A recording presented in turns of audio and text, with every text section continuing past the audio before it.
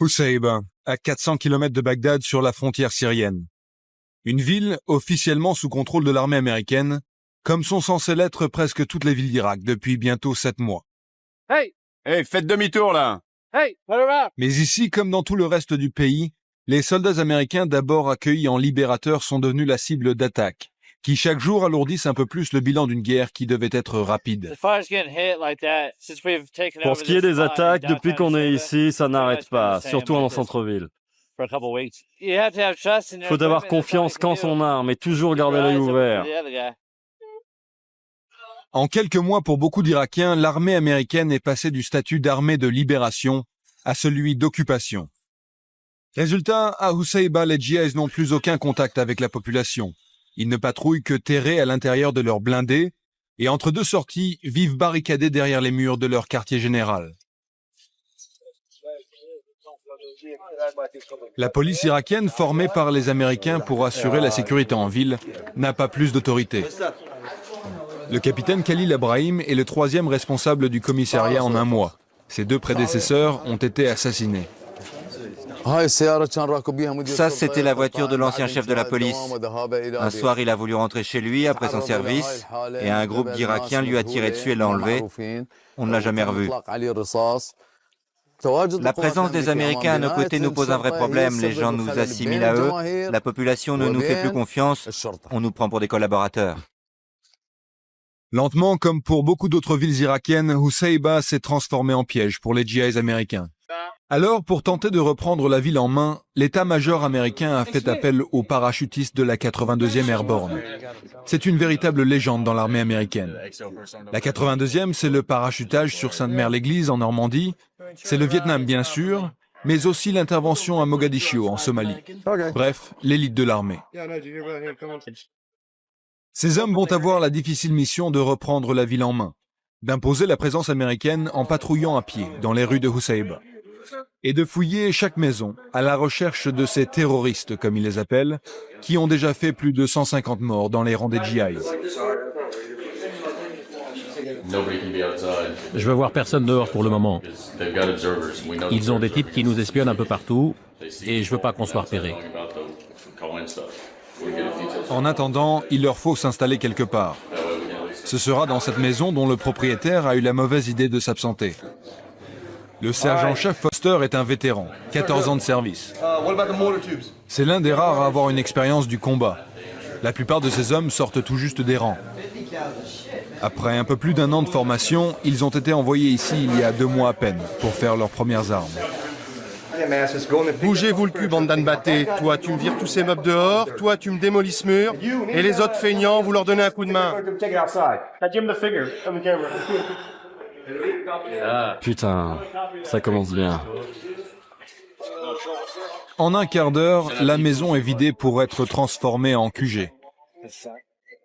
Et qu'est-ce qu'on fait si le propriétaire revient?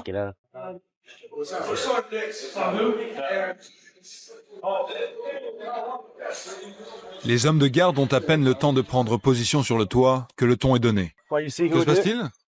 Je crois qu'on tire sur les flics juste en bas. À 24 ans, le lieutenant Brown dirige 36 hommes. Il sort tout juste d'une des plus grandes écoles d'officiers. Un GI déjà en poste à Husseïba lui fait son premier rapport. Le problème ici, c'est qu'ils posent des mines en ville. Le but, c'est de les faire exploser sur notre passage. Que se passe-t-il, lieutenant? Normalement, quand on est mélangé à la population locale, on est à l'abri. Pour atteindre les Américains, les Irakiens évitent de tuer des Irakiens. Mais ici, c'est très différent.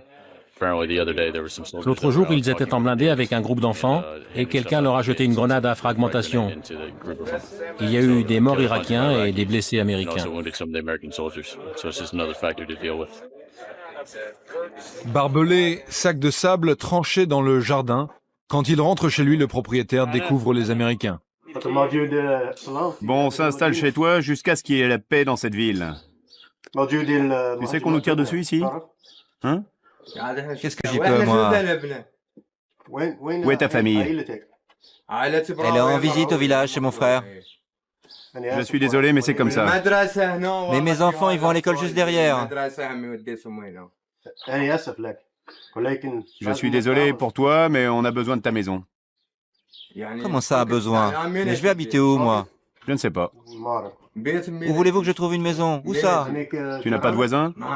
Si, mais c'est pas chez moi. Et les affaires, là, le frigo, il va être abîmé, vous l'avez mis à l'envers. Le frigo? Ben oui, retournez le frigo, moi je peux pas m'en payer un autre, je suis pauvre. Il veut qu'on remette son frigo à l'endroit. Il dit que sinon ça va bousiller le condensateur ou un truc comme ça. C'est le proprio, je viens de lui dire qu'on réquisitionnait sa maison. Et pourquoi vous avez pas tout regroupé dans une pièce? On pouvait pas, mais t'inquiète pas, s'il y a une tempête de sable ou de la pluie, on les mettra à l'intérieur. Finalement, l'interprète, gêné, nous demandera d'arrêter de tourner.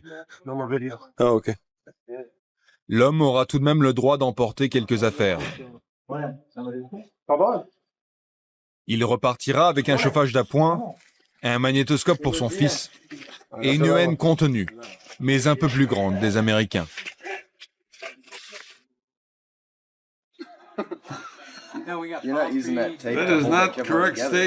Dans la cour, les GIs fraîchement débarqués sont déjà comme chez eux. Nous, on s'en fout qu'ils nous aiment ou qu'ils nous aiment pas. On veut juste qu'ils arrêtent de nous envoyer des terroristes. Tout le monde nous déteste. La Libye, la Syrie, le Liban, l'Iran. Le Canada aussi. Ouais, le Canada aussi. Mais ça vous fait quoi d'être en Irak? Moi je vais te dire comment je me sens. Je me suis marié le 9 août. Un mois plus tard, j'étais envoyé dans cet enfer. On m'a tiré dessus plusieurs fois. Mon meilleur ami s'est fait tuer, 3 autres mecs ont été blessés, l'un d'eux a perdu sa jambe. Alors si tous les Irakiens crèvent, moi je m'en fous. On met en place un gouvernement et on se casse d'ici.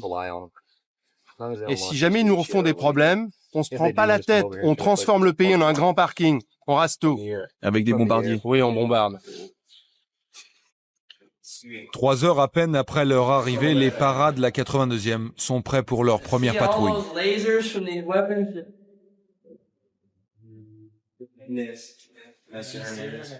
Certains ont à peine 18 ans. Ils ont besoin de se rassurer.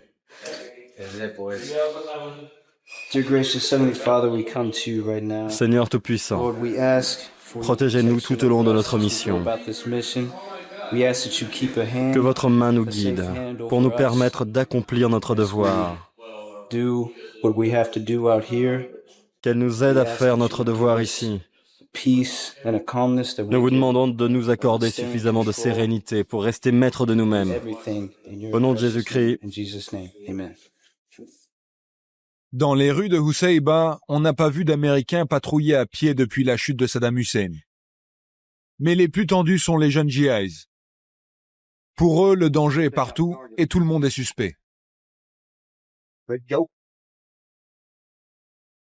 Le propriétaire de cette maison est un riche commerçant. Il est soupçonné de financer la guérilla.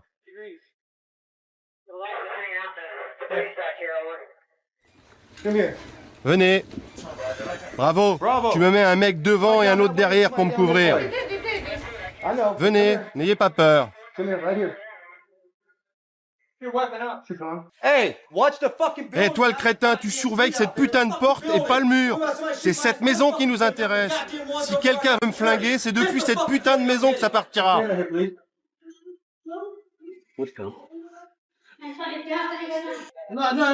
Et attention, doucement, doucement. Allez-y doucement, moi je suis correct avec vous. Hé, toi. Tu recules, tu me laisses faire mon job et tu restes là-bas. S'il revient derrière moi encore une fois, ferme ta gueule. S'il revient derrière moi encore une fois, tu lui éclates la tronche et après c'est ton tour. Je veux personne dans mon dos quand je fouille une maison. Je cherche des gens qui peuvent se cacher. Et si je trouve quelqu'un, je m'en occupe personnellement. Vous cherchez des armes aussi? En fait, je cherche tout ce qu'on peut nous cacher.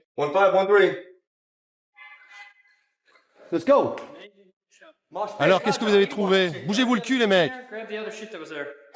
Seule arme trouvée par les Américains, ce fusil à plomb. Un peu plus loin, la fouille continue, toujours dans le même quartier. Cette fois, un informateur a signalé la présence d'une cache d'armes.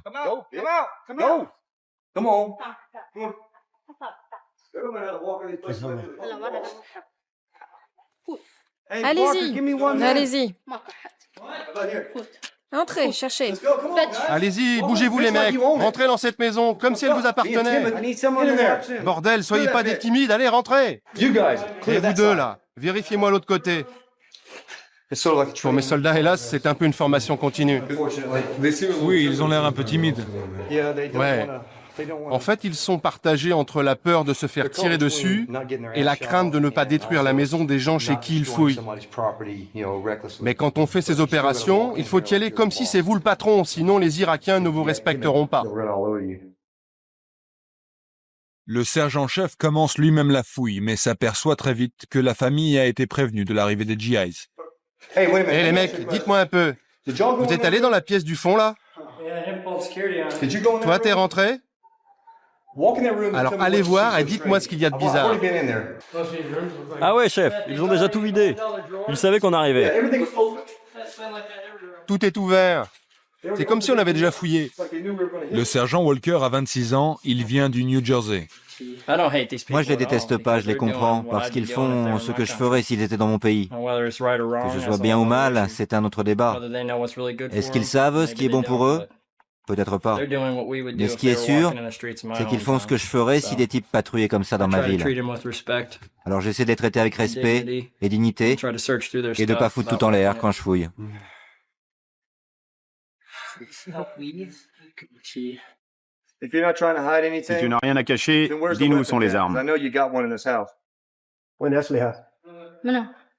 Des armes, j'en ai pas. Il n'y a aucune arme ici. Si j'avais des armes, je ne serais pas restée en Irak. C'est ton mari qui a les armes? Je ne suis pas mariée. Tu n'es pas marié? Non, je ne suis pas mariée. Pourquoi? Tu as des enfants? Non, c'est le fils de ma sœur. J'ai jamais vu une femme mentir comme ça. Si tu veux, je peux la frapper. Je la frappe tout de suite. Ça me pose pas de problème. Maman, c'est qui ce monsieur? 15 heures, c'est l'heure de la 3e prière de la journée. La patrouille rejoint sa base. Les fouilles sont terminées pour aujourd'hui. En ville, c'est le jour du marché aux bestiaux, mais le cœur n'est pas aux affaires. On ne parle que de l'arrivée des parachutistes de la 82e. Ils sont entrés par la force. On les fera sortir par la force. Nous nous battrons. Nous défendrons tous notre terre, tous les Irakiens.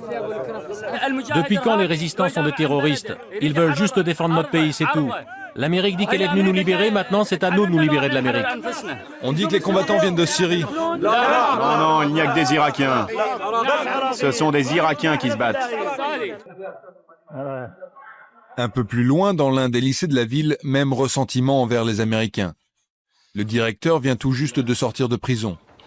Les GIs l'ont interrogé. Ils le soupçonnaient d'avoir participé à des attentats. L'avenir est incertain pour le moment. Les élèves ne savent pas ce qu'ils vont devenir. Ils peuvent sortir de l'école et se faire arrêter ou bien même tuer sur le champ. Moi, j'ai passé 8 jours en prison. Et on a un élève d'une autre classe qui, lui, est emprisonné depuis plus d'1 mois. Les Américains n'ont aucun respect pour notre façon de vivre. Ils ne se rendent pas compte que nous sommes un peuple qui veut vivre libre. Ils ne comprennent pas. Ils ne savent que tuer, arrêter. Tout ce qu'ils nous font subir, on ne peut pas l'accepter. Et on ne l'acceptera jamais.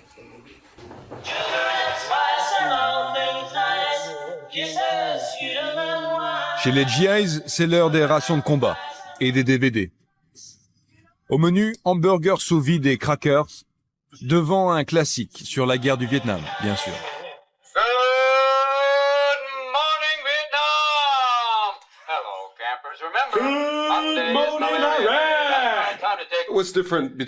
C'est quoi la différence entre ici et le Vietnam? Ça n'a rien à voir avec le Vietnam. Non, ici t'as pas besoin d'aller chercher la baston, elle te tombe dessus toute seule. Nous, on cherche pas les fusillades. Mais quand ça arrive, on s'amuse. Non, c'est pas les tirs de mortier ou les combats qui me font flipper. Ça, c'est moins dur pour moi que d'être loin de ma famille. De ne pas voir ma mère, mon père ou mon frère. On leur dit rien de ce qui se passe ici. On en dit le minimum, vraiment. On leur dit juste que tout va bien. Au rez-de-chaussée, le lieutenant Brown prépare déjà les opérations du lendemain. Avec une obsession, protéger la vie de tous ces jeunes soldats et surtout ne pas leur faire partager ses doutes. C'est difficile, on demande à des jeunes soldats de 17 ou 18 ans de prendre en un quart de seconde la décision d'ouvrir le feu, de tuer ou pas. Pour ça, il faut du discernement, il faut être capable de contrôler ses émotions. Il faut avoir envie de continuer à aider même si on se fait tirer dessus, de se dire que tout le monde n'est pas l'ennemi ici. Vous avez déjà tué? Si j'ai tué moi? Je ne sais pas. J'ai vidé mon chargeur, avec d'autres, et en face, je sais qu'il y a eu 5 morts. Mais je ne sais pas. Il faut quoi pour tenir ici? Il faut avoir une foi aveugle en ce qu'on fait. Et moi, je me demande si ce que nous faisons ici est vraiment juste. Mais je suis bien obligé d'y croire. Cette nuit-là, depuis la terrasse de leur QG, les Américains tireront plusieurs obus de mortier sur un terrain vague de la ville. Juste pour marquer leur présence et pour se rassurer, aussi, un peu. Toutes nos histoires sont tirées de faits réels. Pour préserver l'anonymat des protagonistes, des comédiens interprètent leur rôle. Le marin et la mer. Une histoire faite d'amour et de malheur qui perdure depuis la nuit des temps. Le Saint-Yves, un chalutier breton, trace sa route depuis 2 semaines vers Terre-Neuve. Jusqu'à présent, les prises sont maigres et le moral de l'équipage en berne. Dans cette nuit glacée, l'homme de quart, resté seul sous les étoiles, rêve-t-il aux vieilles superstitions et aux bateaux fantômes? Laisse-t-il son esprit divaguer dans la tempête? On peut l'affirmer, à en juger par le regard fixe qu'il porte sur l'horizon houleux et par ses mains crispées sur la barre.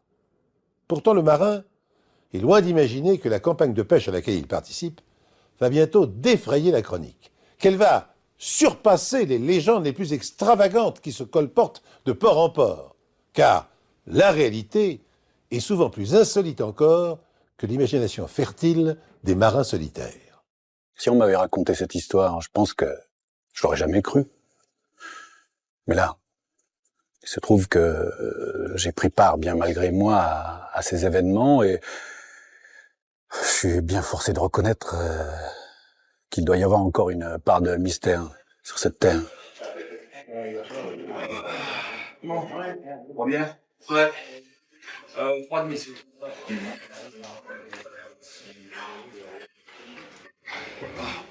Moi, j'étais second sur le Saint-Yves. C'était la première fois que j'occupais ce poste. Vous imaginez un peu comment j'étais nerveux. Tu faisais bourde sur bourde. Mais on lui en tenait pas rigueur, on le connaît bien, notre Marcel. Toujours prêt à payer sa tournée. Et il tombait une putain de bruine depuis 3 jours. C'était pas compliqué, on n'y voyait rien à 20 mètres. Nous, on aurait déjà fait demi-tour, si on n'avait pas eu les radars. Faut voir aussi le capitaine qu'on avait, Yann Crozier. Ouais. Une vraie tête de pioche, celui-là. C'est surtout qu'il était soucieux. Attends, il faut dire que la saison, elle avait été catastrophique quand même. Hein. Ah oui, il était trop vieux sur ce job. C'était un gars d'une autre époque, comme le Rafio d'ailleurs. Heureusement qu'on était une bonne équipe quand même. Ce matin-là, il y avait une purée de poids comme j'en ai jamais vu. C'était impossible de faire le point. Je suis monté au poste pour demander un coup de main au capitaine et c'est là que tout a commencé, quoi. Ouais, je me souviens, on était tous sur le pont. Et c'était tellement glissant que j'ai failli me casser la gueule. Alors j'arrive dans le poste de commandement et puis là, je vois un gars en vareuse bleue. Il était de dos, il regardait la mer. Moi, je pensais que c'était Crozier. Alors, je cherchais un petit peu mes mots pour pas qu'il se mette en rogne. Et puis, je m'approche de lui, je l'interroge. Et là, le gars, il se retourne, puis tout à coup, je me rends compte que c'était pas le capitaine. Et puis rien du tout, hein. Y a rien à faire, hein. C'était pas un gars de l'équipage. Hein. Ça, moi, je connaissais pas cette tête-là. Hein. Puis il était trop bien habillé, de toute façon. Marcel Ledisquier se glace d'effroi. L'homme qui lui fait face lui est parfaitement étranger. Il ne l'a jamais vu à bord, il en est sûr. Après 2 semaines de navigation, Marcel est naturellement capable de désigner chaque membre de l'équipage par son nom ou par son sobriquet. La fatigue, le chouchen dans le café, lui aurait-il brouillé l'esprit? Il scrute l'inconnu attentivement. Il est grand, distingué, imperturbable. Il est âgé d'une 40aine d'années, porte une barbe noire. L'intensité de son regard est hypnotique. Pétrifié, Marcel n'a pas la force de lui demander qui il est et ce qu'il fait là. Les 2 hommes se dévisagent en silence, et Lodiski ressent soudain un étrange et inexplicable sentiment de culpabilité. Je crois que j'ai dit un truc dans le genre « Excusez-moi, monsieur ». Je suis sorti sans demander mon reste. Hein. Non, j'étais complètement déboussolé, moi. Puis alors, les autres marins, ils continuaient de bosser, comme si tout ça c'était normal. Alors, il y avait le capitaine qui parlait, il était debout sur le pont inférieur. Je me suis approché de lui, en me demandant vraiment si j'avais pas rêvé. Je me souviens, il avait le visage tout blanc quand il a interrompu le capitaine. C'est sûr, Yann Crozier, il aimait pas beaucoup qu'on le dérange. Il t'a fusillé du regard et toi tu t'es empêtré dans des explications. Attends, moi je savais pas comment lui expliquer, t'es marrant. Je vois un gars élégant, un grand, dans la cabine, mais que je connaissais pas. Même moi j'y croyais pas. Enfin, comment c'était possible qu'on embarque un passager clandestin sur le Saint-Yves? Même un gosse de 4 ans, il pourrait pas s'y planquer. Bon, alors à la fin, j'étais tellement paniqué que le capitaine, il a quand même accepté de me suivre. Marcel Lodiski et Yann Crozier retournent ensemble dans la cabine. Ils l'inspectent de fond en comble sans trouver la moindre trace du passage de l'homme mystérieux. L'inconnu a-t-il seulement existé? Marcel a-t-il été victime d'une hallucination? S'agit-il d'une apparition, d'un spectre, de l'âme errante d'un capitaine? Yann Crozier rit de bon cœur. Son second a dû forcer sur le chouchen, voilà tout. Mais Marcel insiste. Il jure ses grands dieux qu'il n'a pas rêvé. Cependant, tout en plaidant énergiquement sa cause, un doute s'installe dans son esprit. Moi, je savais plus du tout quoi penser. Bon, c'est vrai que j'étais stressé par mon nouveau poste. Enfin, de là à aller inventer des passagers clandestins quand même. Puis l'autre gars, il aurait très bien pu descendre par l'autre échelle quand il nous a vu arriver. Le poste de commandement était parfaitement rangé, comme à son habitude. Puis j'ai remarqué l'ardoise du capitaine posée près du tableau de bord, et je lui ai donné sans rien dire. Ouais, c'était une de ses vieilles habitudes, ça. Il avait toujours une ardoise sous la main. Il notait des choses où il faisait des calculs. Je me demandais si je m'en étais servi. Il m'a dit ça comme ça, sans réfléchir.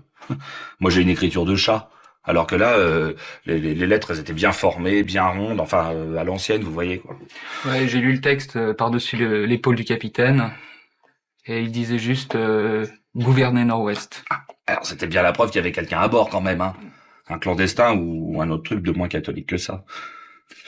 N'importe quel marin, il aurait eu les cheveux dressés sur la tête. Mais ça, c'était pas dans les habitudes de Crozier. Ah non, lui, il est resté calme, il nous a demandé de pas bouger, et puis il a été rassemblé tout le reste de l'équipage.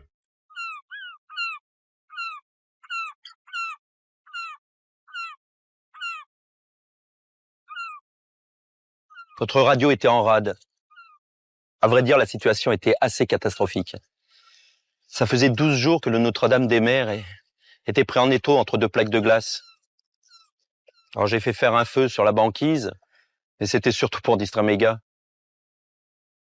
On était trop éloignés de toute voie de navigation pour espérer des secours. Les 9 premiers jours, je me suis efforcé de tenir mon rôle de médecin comme à l'habitude. Je montrais aux marins les techniques pour résister au froid.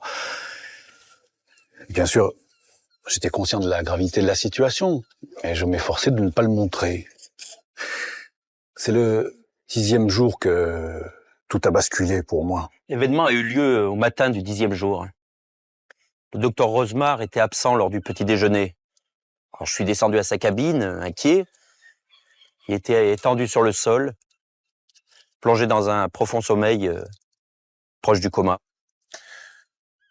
J'étais très attaché à mon métier à l'époque, mais aujourd'hui, après ce que j'ai vécu, je ne suis pas sûr de pouvoir remettre les pieds sur un bateau. À ce moment-là, il y avait juste le capitaine en face de nous qui nous demandait d'écrire gouverner Nord-Ouest sur un bout de papier. Il a bien vu tout de suite que le message, c'est pas nous qui l'avions écrit, hein. Non, ça c'est sûr, aucun de nous, c'était pas possible. Parce qu'en fait, l'écriture, c'était C'était plutôt l'écriture d'un homme de lettres, hein, pas celle d'un marin breton. Enfin, il n'y avait pas besoin de faire un dessin pour comprendre que tout ça, c'était pas naturel. Hein. Non, c'est vrai qu'on commençait à se dire entre nous que Marcel, il avait rencontré un fantôme. Je peux vous dire que c'était pas rassurant. Les fouilles n'ont servi absolument à rien. Il n'y avait aucun signe de clandestin à bord, pas la moindre couverture laissée à l'abandon, ni déchets de nourriture, ni rien de ce genre. On était tous là, debout, dans la brume, comme des sémaphores. On attendait que le capitaine nous donne un ordre, n'importe lequel. Moi, je l'avais jamais vu aussi sérieux. Mais je crois qu'il a eu une intuition, en fait. Parce que il a réfléchi un petit peu, et puis il nous a dit gouverner nord-ouest, puis c'est tout. L'ordre du capitaine est sans appel. Gouverner nord-ouest. Ce déroutage signifie pour les marins qu'ils vont devoir affronter les bourrasques de vent glacé et les premiers icebergs. Mais vont-ils pour autant percer le mystère de la présence de l'inconnu à bord et la signification du message qu'il a laissé? Les hommes en doutent, sans oser protester. Le capitaine Crozier semble si sûr de lui, comme guidé par une force qui le dépasse, comme mu par une fulgurante intuition. Durant 2 jours, la vigie scrute en vain la mer déserte. Alors que Crozier commence à douter du bien fondé de sa décision, qu'il s'apprête à ordonner de faire demi-tour, les infrastructures d'un navire apparaissent à l'horizon. En quelques minutes, tout l'équipage est sur le pont. C'était un petit chalutier. Il s'était fait prendre par les glaces, Dieu sait comment. Du Saint-Yves, on voyait les silhouettes des marins s'agiter sur la banquise.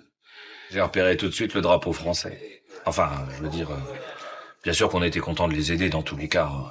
Mais bon, c'était chouette de tomber sur des compatriotes. Le capitaine a ordonné à ce moment-là de mettre la chaloupe à la mer.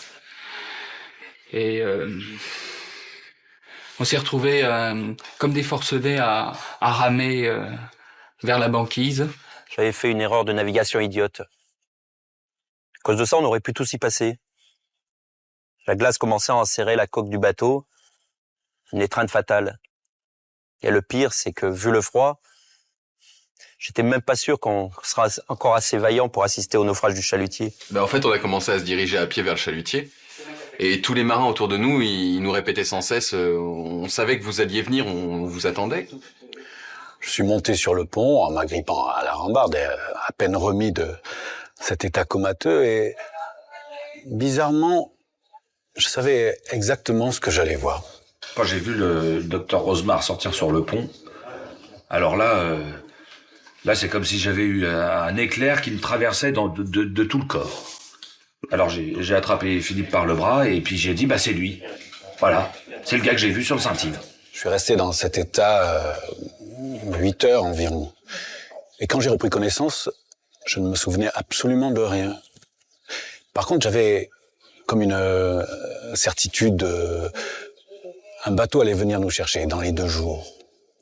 Je me rappelle, j'ai même pu faire une description précise du Saint-Yves. Lorsque le docteur Rosemar émerge du coma, il n'a aucun souvenir. Son corps et son esprit se sont-ils transportés dans une autre dimension pendant quelques heures? A-t-il déjoué l'espace-temps pour faire parvenir un message de détresse au Saint-Yves et sauver ainsi ses compagnons?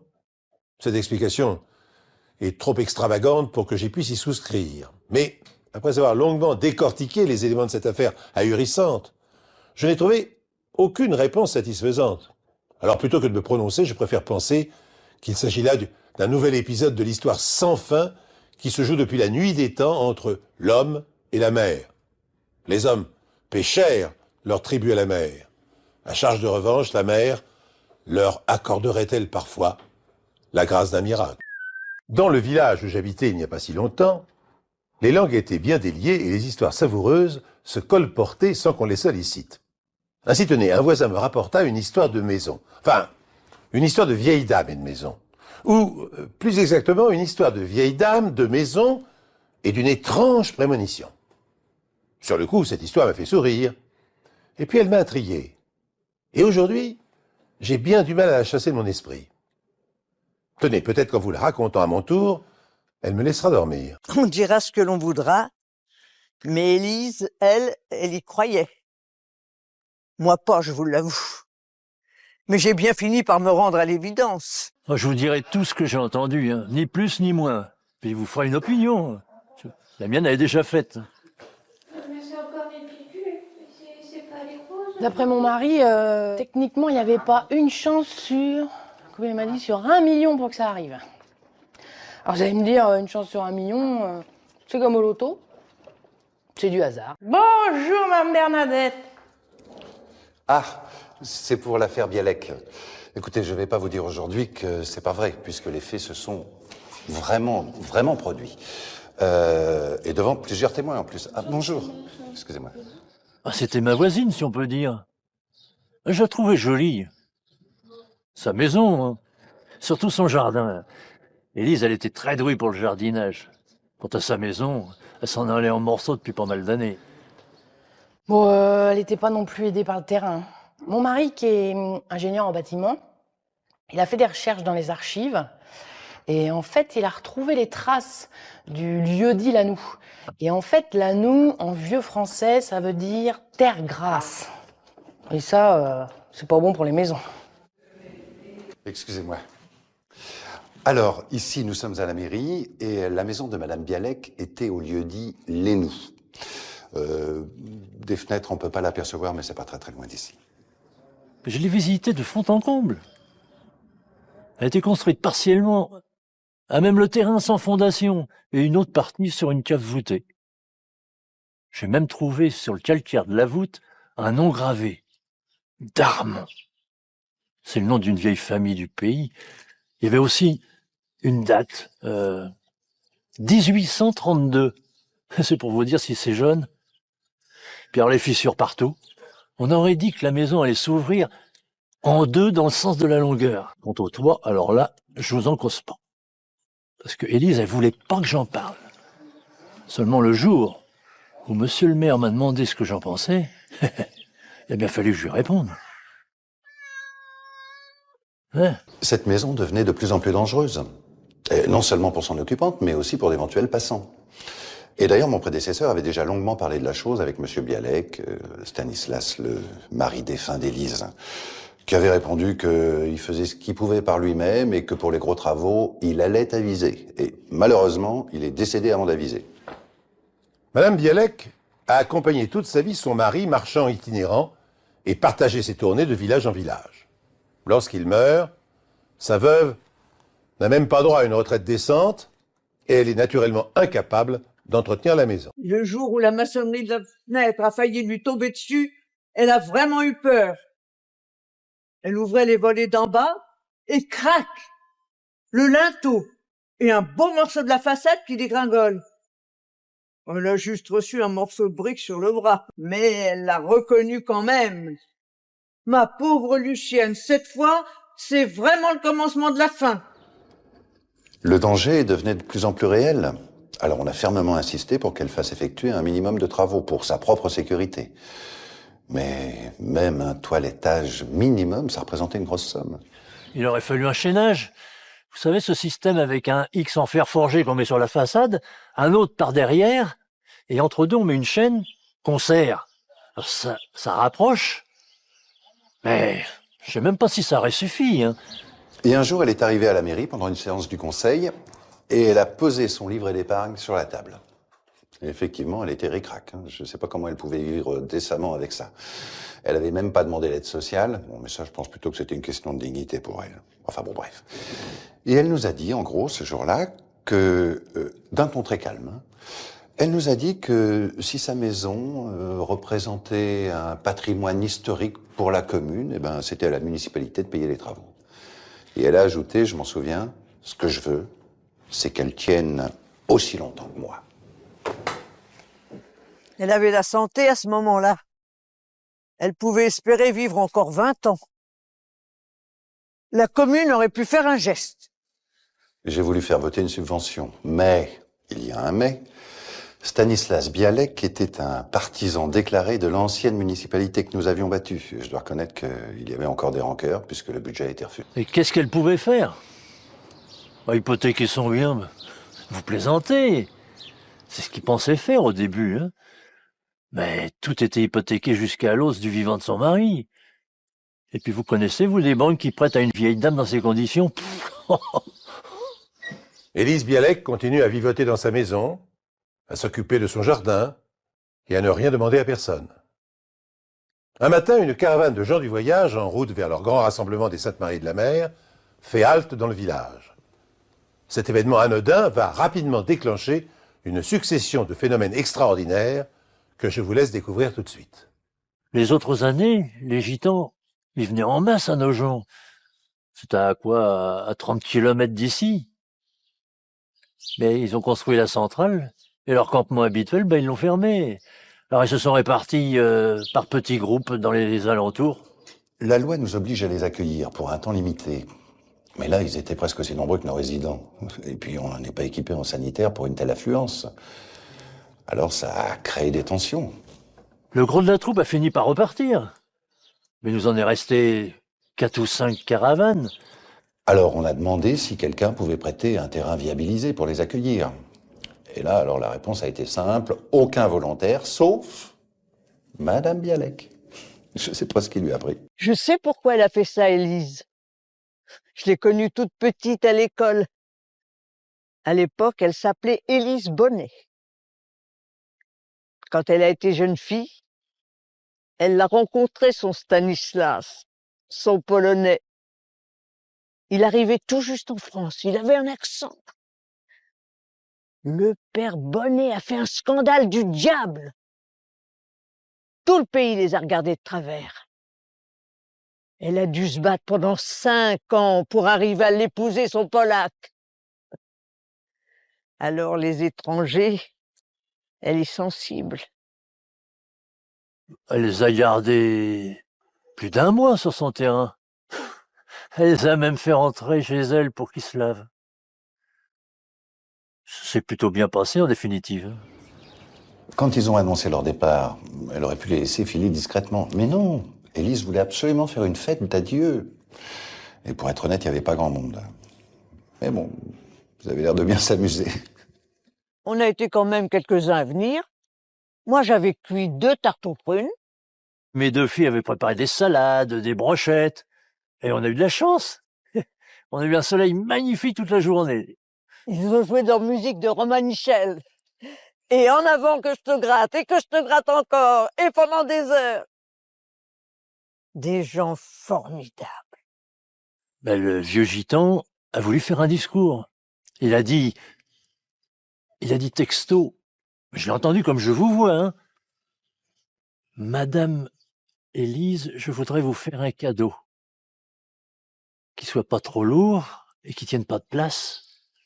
On ne le voit pas et c'est merveilleux. Je peux réaliser un vœu. Élise a été tellement émue par la petite fête que la tête lui a tourné. Peut-être aussi à cause de la coupe de champagne qu'elle avait bu. Avec Madame Chausson, on l'a fait rentrer au frais dans sa salle à manger. Et là, le vieux gitan s'est assis à côté de nous. Et il a dit, je peux vous apporter la protection. C'est un don que j'ai reçu de Dieu. Il a dit ça, mais sérieux comme un pape. Cet épisode folklorique et amical va rapidement s'effacer des mémoires au profit 2 ans plus tard d'un événement considérable pour une si petite commune, la construction d'une résidence pour personnes âgées à Saint-Martin, le chemin des Lilas. Élise Bialek est l'une des premières personnes à bénéficier d'un hébergement. Hélas, dans des conditions tragiques. Oui, c'est moi qui l'ai accueillie quand elle est arrivée chez nous, après un séjour à l'hôpital. Elle avait fait une occlusion artérielle, malheureusement suivie d'une hémiplégie. Elle pouvait plus être autonome chez elle. Et ses revenus ne suffisaient pas à payer son séjour. Alors notre assistante sociale a trouvé le complément par le département. Mais il a quand même fallu vendre les biens de Madame Bialek. Les meubles et les objets personnels sont partis à la salle des ventes, mais en ce qui concerne la maison, vu son état, les acheteurs se sont pas précipités. Ouais, elle aimait sa maison. M'en suis aperçue en fait parce que le hasard a voulu que sur la terrasse, là-haut, on peut l'apercevoir sa maison. Donc du coup, souvent on l'y conduisait, des jours où il n'y avait pas trop de vent. Et puis elle restait là pendant des heures à la regarder. Moi je craignais qu'elle ait un petit peu de peine. Parce que elle se doutait bien qu'elle ne la reverrait plus. Puis un jour, pourtant, elle m'a dit « J'ai toujours mon chez moi, je m'inquiète pas. » Et puis le lendemain, pendant le déjeuner, alors qu'on s'y attendait pas, elle s'est écroulée comme ça dans la salle à manger. Il y avait pas mal de monde à ses funérailles. Normal, on la connaissait depuis toujours. Je m'en souviens. Le corbillard venait à peine de démarrer. Je dis au chauffeur, passe par les nous, elle passera une dernière fois devant chez elle. Je revois la scène. On avait à peine passé le bout du terrain qu'on a entendu ce craquement. J'étais dans le cortège. J'étais sidéré. Un tas de gravats dans un nuage de poussière.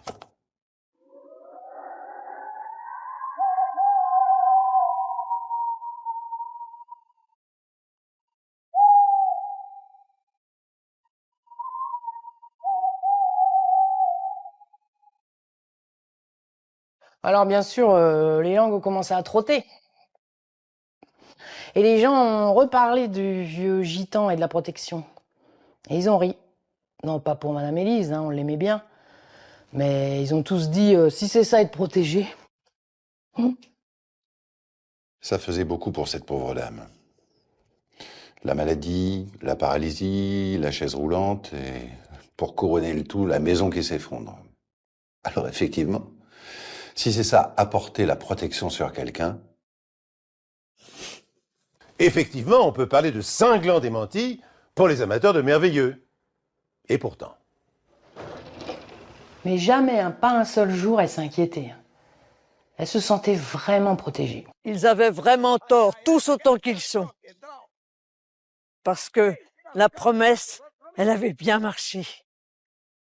Nous, on était avec Élise et le gitan quand il lui a fait sa magie. Et on a vraiment bien entendu ce qu'elle lui a demandé, Élise. Elle a dit au gitan, je vous le dis texto, hein, ce que j'ai entendu, ni plus ni moins. Pour moi, je m'en fais pas. Et pour ma maison, j'aimerais bien qu'elle tienne le coup jusqu'au jour où je serai logé entre quatre planches. Élise s'écroule, sa maison s'effondre. Protection magique. Fadaise, répliqueront les rationalistes. D'autres penseront encore qu'il s'agit d'autosuggestion chez une vieille dame naïve et diminuée. Mais qu'importe après tout. Cette histoire finit bien, comme l'avait prédit le Tzigane. Élise Bialek nous a quittés entre quatre planches, pour un monde meilleur, au moment où sa vieille maison rendait l'âme, à sa manière. Pour les combattants, la guerre ne se termine jamais avec la signature d'un armistice.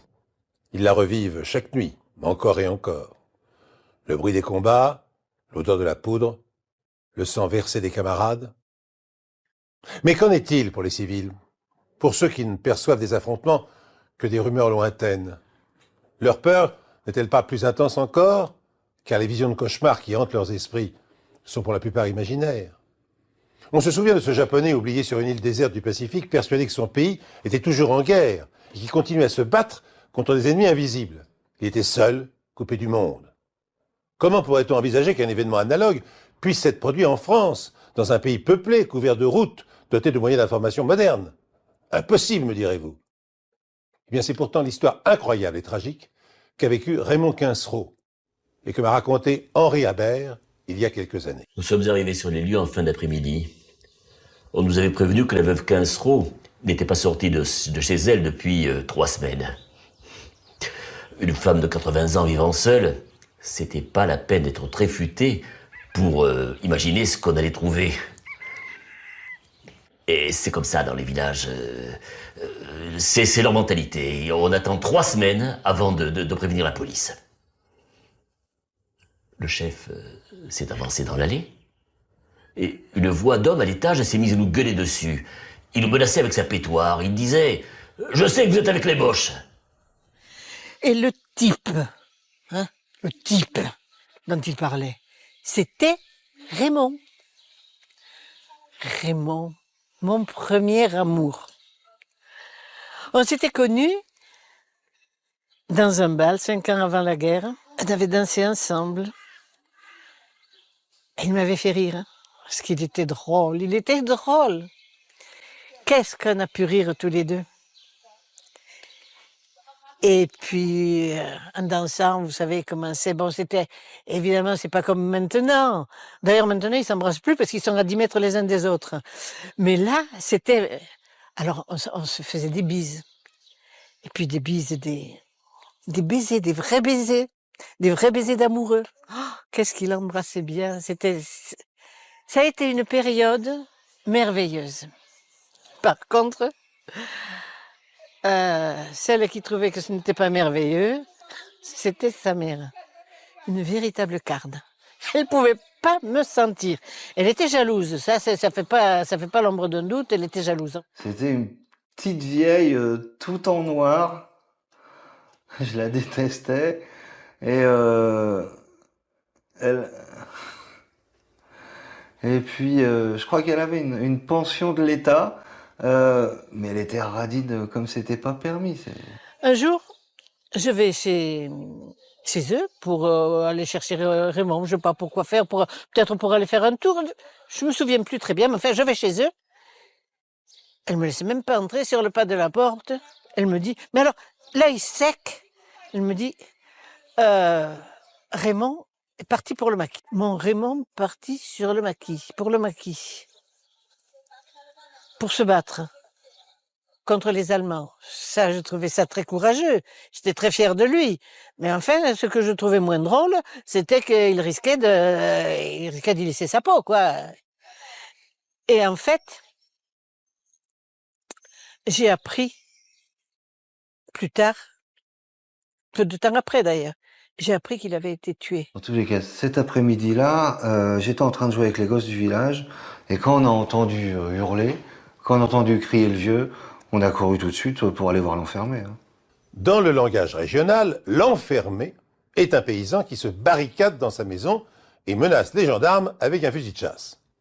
De nombreuses raisons peuvent expliquer ces brusques coups de folie. Une affaire d'héritage qui tourne mal, une saisie d'huissier, un abus d'eau de vie qui saccage le cerveau, ou tout simplement le poids insupportable de la solitude. Il en va tout autrement dans le cas qui nous intéresse. Depuis la mort de son mari et de son fils, la veuve Quincereau habite seule sa maison. Oh, certes, son caractère s'est aigri, ses réactions peuvent être imprévisibles. Mais ce n'est pas elle qui braque un fusil sur les gendarmes. C'est un homme déclaré mort depuis des décennies. C'était complètement absurde. Le chef essayait de faire comprendre à l'enfermé qu'on était venu seul, que les Boches n'étaient pas avec nous. Mais le type voulait rien comprendre. Alors, il s'est mis à parler d'une certaine Madeleine. On ne comprenait absolument rien. Il n'y avait aucune Madeleine au village. Ce type était complètement dingue. Et il ressemblait à la veuve Quincereau en plus jeune. Il juriait, il insultait. D'accord? Mais nous, on était de plus en plus nombreux devant la maison. Et ça le rendait de plus en plus fou. C'était dingue. Alors, il hurlait, il s'est mis à gueuler comme un branque. Vive la France libre! Fou. Et puis, il y a eu l'explosion. Au fond, il risquait pas grand-chose. La carabine était trop vieille, elle a pété dans les mains du type. Le temps de revenir de notre stupeur, et on entrait en force dans la maison. Le gendarme Habert emboîte le pas de son chef et traverse l'allée. Le jardin est en friche, totalement délabré. Mais le pire reste à découvrir. Le chef ouvre la porte de la maison et s'immobilise stupéfait sur le seuil. L'endroit est un cloaque. Tapisserie en lambeaux, traces d'humidité partout, meubles pourris, sol jonché d'ordures. Comme si le temps s'était figé. Comme si un monde chaotique s'était statufié au milieu d'immondices. Le sol était poisseux, d'une saleté repoussante. Ils avaient transformé tout le rez-de-chaussée en basse-cour. Il y avait des fientes sur les meubles, sur les tapis. Le chef, elle était tout retournée. Ils avaient aussi recouvert les fenêtres de papier bleu foncé, comme à l'époque du couvre-feu. À ce moment-là, ça nous est apparu comme un détail.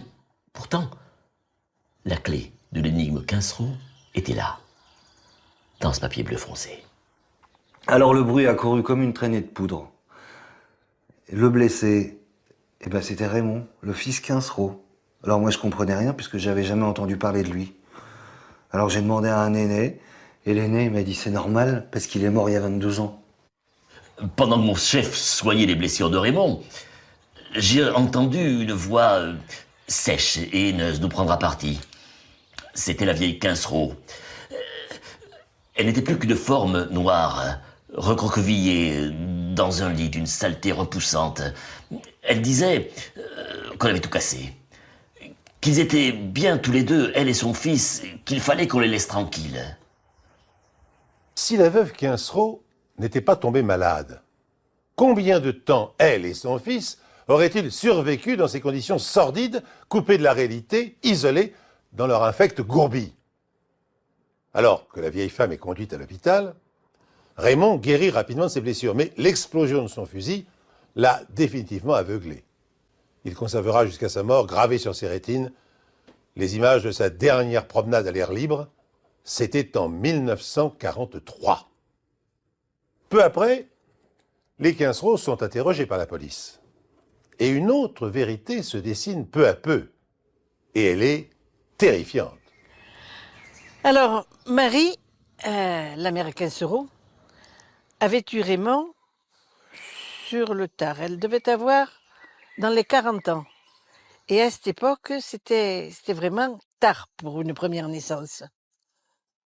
Alors, elle était possessive. Elle a reporté tout son amour. Il y en avait que pour cet enfant. Elle l'étouffait, elle le gâtait. Le gâtait, je sais même pas trop si elle le gâtait, mais enfin, elle l'aimait à la folie. Elle l'aimait mal, l'étouffait. C'était vraiment, elle avait reporté toute son affection sur lui. Pauvre Raymond. Une fois le père évincé, Madame Quincereau a pu mettre en marche son plan machiavélique. C'est Raymond qui m'a expliqué tout ça une fois qu'il a compris qu'elle l'avait manipulé du début à la fin. Au début, elle s'est servie de faits très réels, très concrets et très crédibles. Pour alimenter son mensonge, Madame Quincereau se servait des nouvelles alarmantes de la guerre. Les nouvelles locales, comme les nouvelles du front de Russie, par exemple. Elle disait qu'elle captait ça sur sa petite radio portative. En fait, le monde autour de Raymond se rétrécissait complètement et il se sentait complètement traqué. Il osait même plus sortir de sa maison. Et finalement, il s'était installé une espèce de petite chambre dans la cave. Parfois, la nuit, il arrivait à sortir de son trou, il marchait. Mais je sais qu'il n'osait jamais allumer la lumière, ouvrir une fenêtre. Il était complètement coincé. Quand on l'a conduit à l'hôpital, Raymond a hurlé pendant tout le voyage.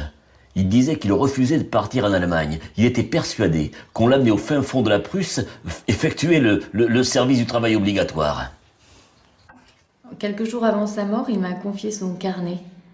J'ai toujours du mal à lire ça encore maintenant, mais c'est la seule preuve de cette guerre imaginaire qui a complètement détruit la vie de Raymond. Vous en lire un passage. Aujourd'hui, maman m'a dit que les Boches avaient perdu un combat en Afrique du Nord. Ils ont été repoussés, il y a eu beaucoup de morts. Mais ça ne change rien ici. Hier, elle a croisé une garnison à l'entrée du village et cherchait quelqu'un. Elle ne m'a pas dit qui, mais je suis sûre que c'était moi. C'est daté du 3 novembre 1960. Nous avons eu du mal à comprendre pourquoi Madame Quincereau avait inventé cette histoire à l'usage exclusif de son fils. Elle est morte sans nous le dire.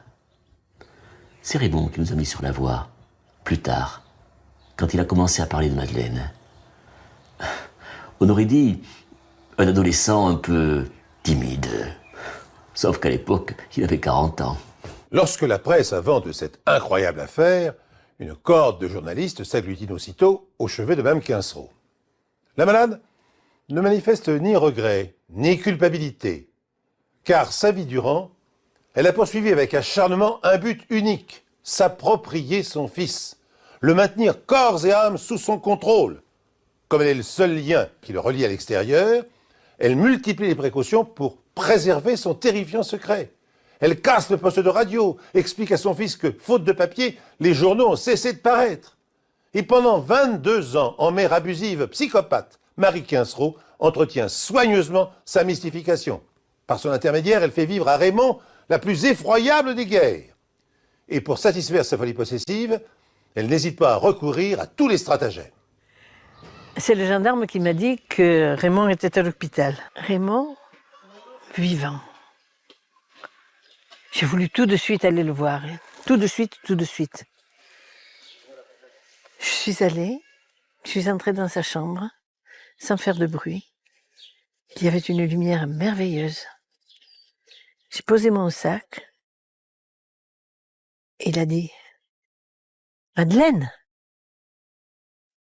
rendez compte, ça faisait 30 ans qu'il ne m'avait pas vu, il pouvait pas me voir, il était aveugle, qu'il m'avait pas entendu. Il a eu l'intuition que c'était moi, c'était magnifique, c'était merveilleux. » Ils ont pris l'habitude de se promener comme un vieux couple d'amoureux, la main dans la main, assis là sur ce banc, et ils s'asseyaient sans rien dire, les yeux dans les yeux. Ils étaient extrêmement touchants tous les deux. On a été heureux, heureux, heureux. Finalement, ce temps de bonheur qu'on a eu a payé largement toutes les larmes et tous les malheurs qu'il avait eus. Je vous ai dit que c'était mon premier amour. J'ai menti. Ça a été mon seul et mon unique amour. Il est mort il y a 10 ans, ça fait rien. On a été bien heureux quand même. C'est Madame Quinceron et sa folie de mère abusive qui a détruit leur vie et leur amour. En fait, dès qu'elle a compris que son fils allait épouser Madeleine, elle n'a pas supporté qu'une autre femme lui vole son enfant. Alors elle a tout fait, et puis voyant que lui-même était paniqué et ne sortait plus de la maison, elle en a profité pour évincer sa rivale. Elle a même proposé de se faire la passeuse de lettres entre les deux amoureux. Donc elle volait les lettres de Raymond, qu'elle cachait sous son matelas, et les lettres que Madeleine lui donnait pour son fils, elle les a interceptées au fur et à mesure. Je vais vous en lire une. Quelque chose. Elle date de 1948, le 18 mai. Mon amour, depuis l'échec du débarquement américain, je ne sais plus quoi penser. Combien de temps encore cette situation va-t-elle durer? Attends-moi, je t'en supplie. Je t'aime. Nous allons nous marier. J'ai la bénédiction de maman. Nous aurons plein d'enfants, car un jour, cette sale guerre sera finie. Bien à toi, Raymond. À sa manière, l'histoire de Raymond est un conte délirant, cruel, raconté par une mère abusive qui a sombré dans la folie. Pendant 1001 nuits, Scheherazade a tissé un fabuleux récit mêlant rêve et réalité, légende et féerie. Et bien des siècles plus tard, Marie Quincereau a accompli un exploit plus incroyable encore, puisque son histoire, elle ne s'est interrompue qu'après 8030 nuits. Le mystère et les ressources de la génétique sont tels qu'à l'exception de quelques vrais jumeaux, chaque individu est parfaitement différencié. En dépit de cette réalité qui contribue à la grandeur de l'être humain, on prétend aussi que nous possédons tous quelque part dans le monde un alter ego, un autre nous-mêmes, un sosie inconnu. Cette théorie est-elle une légende ou une réalité? Eh bien, à en juger par l'histoire singulière que je vais vous raconter maintenant, j'aurais tendance à croire qu'elle est bien réelle. Je m'appelle Valentine Berthoud. À la fin des années 90, Étienne et Valentine Berthaud, mariés depuis 3 ans, forment un couple apparemment très harmonieux. Valentine aime passionnément son mari qui vient d'ouvrir une agence immobilière dans Paris. Commence alors une série d'étranges incidents. Tout a commencé avec un coup de téléphone de Clémence, ma meilleure amie. Elle me disait qu'elle m'avait vu sortir d'une boutique des Halles avec Étienne. Étienne, c'est mon mari. Elle m'a dit, un peu vexée, « Tu m'as regardé bien d'en face et tu es passé comme si de rien n'était. » Moi, je n'avais aucun souvenir d'être allée dans ce quartier, dans cette boutique. De toute façon, c'est un quartier où je ne mets jamais les pieds. Je lui ai dit que ça devait être 2 autres personnes, forcément, un couple qui nous ressemblait. Et puis, il s'est trouvé que quelques jours plus tard, pour mon travail, j'ai dû aller dans ce quartier et je suis tombée sur la dite boutique. Forcément, je suis entrée. Je l'ai tout de suite reconnue. Elle était venue une semaine avant acheter une robe. Une robe échancrée, très sexy, elle lui allait très bien. D'ailleurs, l'homme qui était avec elle l'a trouvée très jolie lui aussi. C'est pour ça que quand elle est revenue à la boutique, tout naturellement, je lui ai demandé si elle n'avait pas eu un problème avec son article. J'étais déroutée. Je lui ai dit que je venais dans cette boutique pour la première fois de ma vie. Mais elle insistait. Elle était très sûre d'elle, polie, mais finalement presque arrogante. Puis surtout, elle me regardait bizarrement, comme si j'étais folle, je crois. Oui, c'est ça. Comme si j'étais folle. Alors, pour lui prouver le contraire et la remettre un petit peu à sa place, je lui ai demandé si elle gardait trace des achats de ses clients. Elle a feuilleté un cahier et puis elle m'a montré le nom de mon mari, la date de l'achat et le numéro du chèque. Elle avait l'air totalement désemparée. Faut dire que c'était assez étrange comme situation. J'ai eu très peur. Enfin non, ce n'est pas de la peur. Je ne comprenais plus rien du tout. Mais ce n'était pas moi, ça c'est sûr. Je suis très physionomiste. J'ai beaucoup étudié ça, moi, les rapports entre l'aspect physique des gens et leur psychologie. Pour moi, c'était la même femme. Bon, coiffée différemment, plus classique, plus coincée. Mais la même personne, hein. La même silhouette, la même voix, le même visage. La même femme, quoi. Elle m'a montré la robe que j'avais soi-disant achetée, décolletée, moulante, enfin pas du tout le genre de vêtements que je porte. Et puis, une fois rentrée chez moi, pour vous dire à quel point j'étais désemparée, j'ai cherché dans mes placards pour voir s'il n'y avait pas cette maudite robe. Évidemment, elle n'y était pas, et heureusement pour moi. Mais je dois avouer que j'étais plus que troublée. J'ai laissé passer un peu de temps, sans même oser parler de cette histoire à mon mari, ni même lui parler du chèque. J'ai préféré, j'étais paumée. Valentine Berthaud n'est pas au bout de ses surprises, puisque quelques semaines plus tard, elle tombe en arrêt devant son double. C'est impossible à décrire. J'ai cru me voir, moi, assise en face de mon mari à cette terrasse de café, alors que j'étais sur le trottoir d'en face. Un cauchemar. Je ne savais plus qui j'étais. Je n'étais plus sûre d'être moi. À ce moment-là, mon mari m'a vue sur le trottoir d'en face. J'étais pétrifiée. Il s'est approché de moi et il m'a dit « Il faut que je te parle. Ce soir, je t'expliquerai tout. » Et le soir même, il m'a tout expliqué. Cette femme était mon sosie et elle était sa maîtresse. Elle était mon sosie et elle était sa maîtresse. Cette femme, ce parfait sosie de Valentine, se nomme Chiara Miller. Étienne Berthaud a fait sa connaissance dans son agence immobilière. Chiara a recherché un appartement et Étienne s'était empressé de lui donner satisfaction. Puis, elle et lui s'étaient revus et ils n'avaient pas tardé à devenir amants.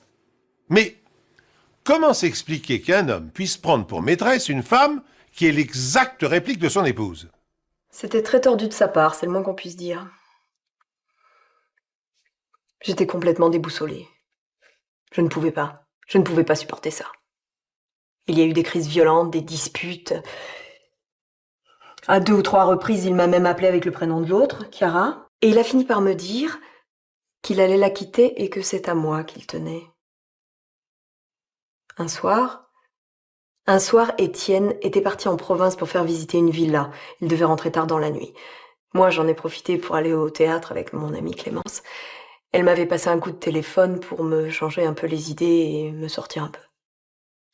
Mais Étienne Berthaud ne se rend pas en province pour les besoins d'une transaction. Il reste à Paris.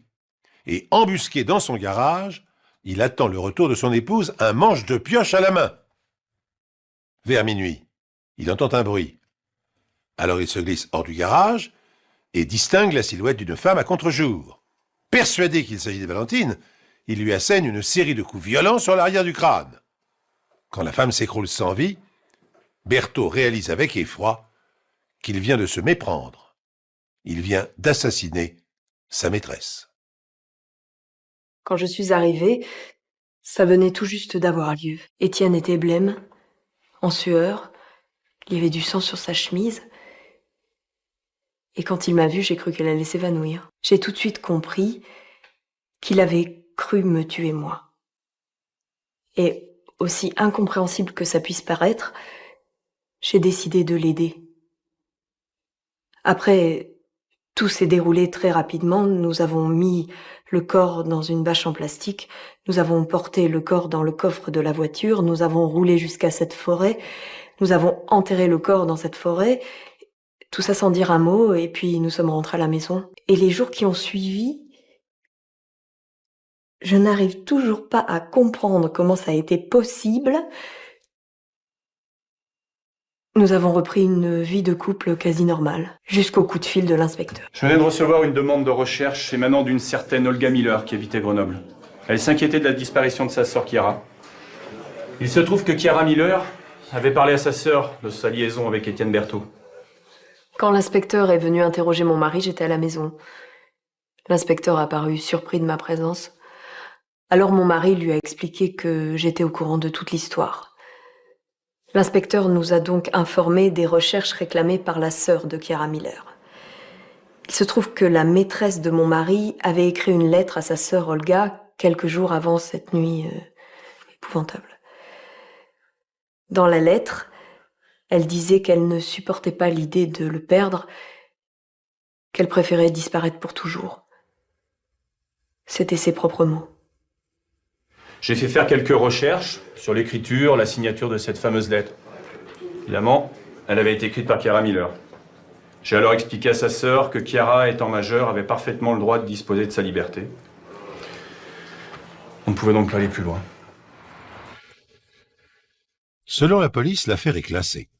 Chiara Miller a volontairement décidé de disparaître. Mais sa sœur Olga n'en croit pas un mot. Elle connaît Chiara mieux que quiconque, car elles sont jumelles. J'ai jamais cru à cette histoire de disparition. Je la connaissais par cœur, ma Chiara. Je peux vous dire qu'elle était têtue, la Olga Miller. Un soir, elle est revenue et m'a annoncé, en hurlant, « Non, ce n'est pas possible. Ma sœur n'a pas pu disparaître comme ça. » J'ai l'habitude. C'est un réflexe chez les gens qui cherchent un proche. Mais Olga Miller ne va pas en rester là. Malgré l'inertie de la police, elle décide de rencontrer Étienne Berthaud, l'amant de sa sœur. En fait, je savais très bien que si je ne faisais rien, la police classerait l'affaire. J'ai donc été moi-même chez Étienne Berthaud. Je voulais entendre la vérité de sa propre bouche. Il la crache, la vérité. Je me suis donc présentée chez lui, un soir, à 19h, à l'improviste. Il n'était pas là. C'est sa femme qui m'a ouvert la porte. Quand elle m'a vue, elle a été stupéfaite. En fait, je misais un peu là-dessus. Elle m'a prise pour Chiara, ma sœur jumelle. Et alors là, elle est devenue complètement hystérique. Elle m'a sauté à la gorge en criant « Attends, t'es morte, je t'ai enterrée !» Elle criait tellement que les voisins sont intervenus. Valentine Berthaud s'est trahie. La vision de cette femme en tout point identique à la maîtresse de son mari lui fait perdre la tête une fraction de seconde. Suffisamment longtemps cependant pour qu'Olga Miller comprenne immédiatement l'ampleur du drame et alerte la police. Le reste va très vite. Étienne Berthaud est écroué et condamné à une peine d'emprisonnement de 20 ans. Valentine, accusée de complicité, mais avec des circonstances atténuantes, purge, elle, 3 ans de prison. Astreinte depuis sa libération à un suivi psychiatrique, il ne se passe guère une journée sans qu'elle ne frémisse d'angoisse et de remords en croisant le reflet de son visage dans un miroir. Avoir un sosie quelque part dans le monde est une chose troublante. En avoir 2 est un cauchemar. On dit que les maisons ont une âme, qu'elles vous choisissent autant que vous les choisissez. J'en ai fait l'expérience il y a quelques années lorsqu'au détour d'une forêt de chênes et de châtaigniers, j'ai découvert une maison en pierre ocre recouverte d'un toit de tuiles romaines. J'ai alors su, immédiatement, que j'avais atteint mon but, que cette maison m'attendait depuis la nuit des temps. En éprouvant un véritable coup de foudre pour une vieille demeure bâtie dans un village, une aventure similaire est arrivée au personnage de mon histoire. Nicolas est cadre commercial dans une importante concession automobile. Caroline, son épouse, est infirmière à domicile. Tous deux rêvent de fonder rapidement une famille et les 3 chambres à l'étage, le double living, le jardin arboré sont le cadre idéal pour bâtir leur avenir. Dès lors, pourquoi hésiter? Les jeunes mariés, sans plus réfléchir, se portent aussitôt acquéreurs de la maison. Nicolas Favrier est un homme rationnel. Cette maison semblait parfaite. Et pourtant... Ça faisait un bout de temps qu'on cherchait, hein. Faut dire, les prix augmentaient sans cesse, c'était assez décourageant, on pensait ne pas y arriver, quoi. Et en plus, on voulait des enfants. Il était hors de question, mais hors de question, d'éduquer nos enfants dans un petit appartement parisien. Et on est tombé sur cette annonce. Et il y avait tout ce qu'il fallait. Il y avait la superficie, il y avait un terrain, il n'y avait pas de voisin direct. Et puis alors il y avait un prix. Et quand on l'a visité, on n'y croyait pas. J'ai demandé tout de suite à l'agent immobilier de voir l'état des lieux. Il n'y avait rien, aucune anomalie. Et là, j'ai regardé droit dans les yeux et je lui ai demandé de m'expliquer pourquoi la maison était à ce prix-là. Si la maison n'est pas chère, c'est qu'il y a malheureusement une raison un peu spéciale. L'agent immobilier nous l'explique. Faut dire que tout le patelin avait été complètement traumatisé avec cette affaire Bergeron. Un couple banal, sans histoire, et puis un beau matin d'hiver, le pauvre type a pété un câble. Il a égorgé sa femme sur le plancher de la cuisine, pour une simple histoire de petit déjeuner qui avait refroidi. C'est lui-même qui a appelé la police, hein. Il s'est livré comme un enfant. Bon. Les autorités ont liquidé les biens, et puis nous ont demandé de mettre la maison en vente. Je ne vous cache pas que l'histoire avait fait le tour de toute la région. La maison est devenue quasiment impossible à vendre. Nous avons baissé les prix encore et encore, mais rien n'y faisait. Quand M. Favrier nous a appelés, je lui ai fait visiter la maison. Le prix l'étonnait un peu. Bon, je dois dire que je lui ai dit la vérité. Je ne voulais pas qu'il croie à une arnaque. Hélène Bichat est une amie du couple. Malgré la mauvaise réputation de la maison, elle a incité ses amis à l'acheter. Caroline se faisait une joie de déménager. Partir de Paris, loin de la pollution, du bruit. Et puis bon, c'était le moment ou jamais d'élargir la famille. En plus, c'était pas loin de chez moi, donc on allait se voir beaucoup plus. Donc, le lendemain, elle m'a appelée. Elle me paraissait vraiment inquiète. Et puis bon, j'ai tout de suite compris quand elle m'a parlé de la maison du malheur. Hein. Dans la région, on la connaît très très bien, cette maison. Mais bon, vous savez comment sont les gens. Je lui ai conseillé d'oublier ça, Enfin, ça restait quand même une occasion. Nicolas Favrier est tiraillé par un sentiment contradictoire. Renoncer à posséder cette maison qui a été le théâtre d'un crime atroce, ou, au contraire, profiter de sa mauvaise réputation pour l'acquérir à un prix dérisoire. Alors il pèse le pour et le contre, il argumente longuement avec son épouse, et puis, la raison triomphe de sa superstition. Pourquoi en effet se priver d'une telle opportunité? Chaque maison ne porte-t-elle pas dans ses murs le témoignage de ses joies, des drames du passé? Des enfants naissent et grandissent, des vieillards décèdent dans les chambres, ainsi va la vie. Les Favrier signent l'acte de propriété, ils sauront bien s'approprier la demeure et effacer son héritage. Ah bon, après les travaux, la maison était méconnaissable. Et Caroline, je me souviens, elle semblait heureuse. Même si bon, de temps en temps, elle me disait, l'histoire l'avait un petit peu inquiétée, quoi. Moi, je lui disais, écoute, souviens-toi les raisons pour lesquelles on est venu là, je veux dire, les enfants. Donc voilà. Et puis on a organisé cette soirée crémaillère. Et franchement, on était loin de se douter de ce qui allait arriver ce soir-là, même si on savait. C'était leur première fête chez eux. Caroline était emballée. Ils avaient invité la terre entière. Moi, j'étais un peu déçue de pas pouvoir venir, mais ma mère venait d'être hospitalisée. Caroline était radieuse, elle était épanouie. Puis la nuit avançait, les invités allaient repartir, prenaient leur voiture. Ceux qui avaient bu, on les avait mis derrière et les autres devant. Enfin, on avait tout organisé pour qu'il n'y ait pas de problème. Et vers les 4 heures du matin, il y a la gendarmerie qui nous appelle. Et Juliette, ma belle-sœur, venait d'avoir un accident. Elle avait percuté une espèce d'ivrogne qui s'était endormi au volant. Et elle est morte sur le coup. Cet événement se déroule le 16 janvier, soit très exactement 1 an jour pour jour après le drame qui a ensanglanté la maison. Faut-il y voir la marque d'une tragique coïncidence ou la répétition d'un maléfice? Les gendarmes s'interrogent, d'autant que Juliette, dans l'accident, a eu la gorge tranchée par le pare-brise. Une précision morbide qu'il se garde bien de communiquer au Favrier. La maison du malheur frappe-t-elle tous ceux qui ont la mauvaise fortune de l'approcher? Y a-t-il une quelconque vérité derrière la légende de la maison maudite? Une année s'écoule encore, et plus le temps passe, plus la date anniversaire du meurtre et de l'accident mortel de Juliette se rapproche, créant chez Caroline et Nicolas un sentiment d'angoisse indescriptible. Caroline était très très angoissée. Elle était devenue superstitieuse, elle voulait même faire appel à quelqu'un pour chasser les mauvaises vibrations. Et moi je lui ai dit quand même, ça peut pas arriver encore une fois.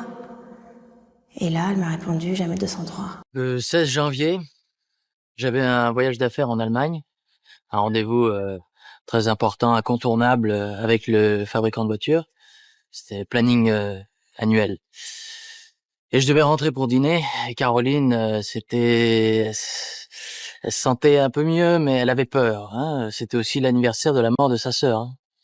Donc, moi, j'essayais de la rassurer du mieux que je pouvais, sans savoir que il y aurait une tempête de neige qui paralyserait toute l'Europe.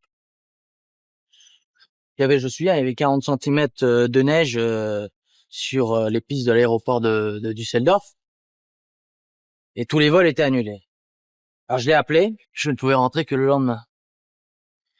Et là, elle s'est mise à hurler de peur de passer la nuit toute seule à la maison. Elle me disait mais tu te rends pas compte, le 16 janvier, les Bergerons, la mort de ma sœur. Bah oui.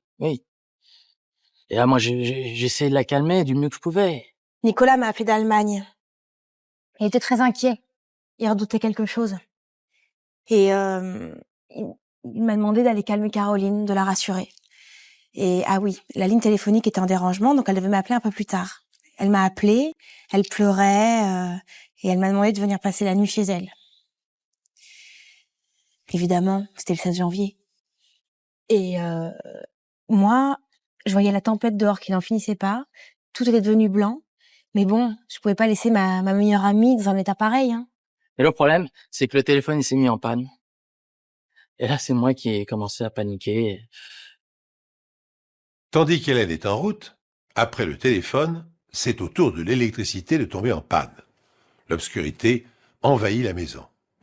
Alors Caroline avance à tâtons en se cognant au meuble. Elle trouve une bougie dans un tiroir de la cuisine et l'allume. Prostrée sur une chaise, le cœur battant la chamade, elle guette les moindres bruits en provenance de l'extérieur. 1 heure s'écoule. Elle ignore si Hélène a reçu le message de détresse que son mari a promis de lui adresser. Son amie va-t-elle venir apaiser son angoisse? Le trajet ne lui demande habituellement qu'une vingtaine de minutes. Mais bien sûr, la tempête, les routes enneigées, l'absence de visibilité expliquent son retard. Mais un horrible pressentiment s'empare peu à peu de la jeune femme.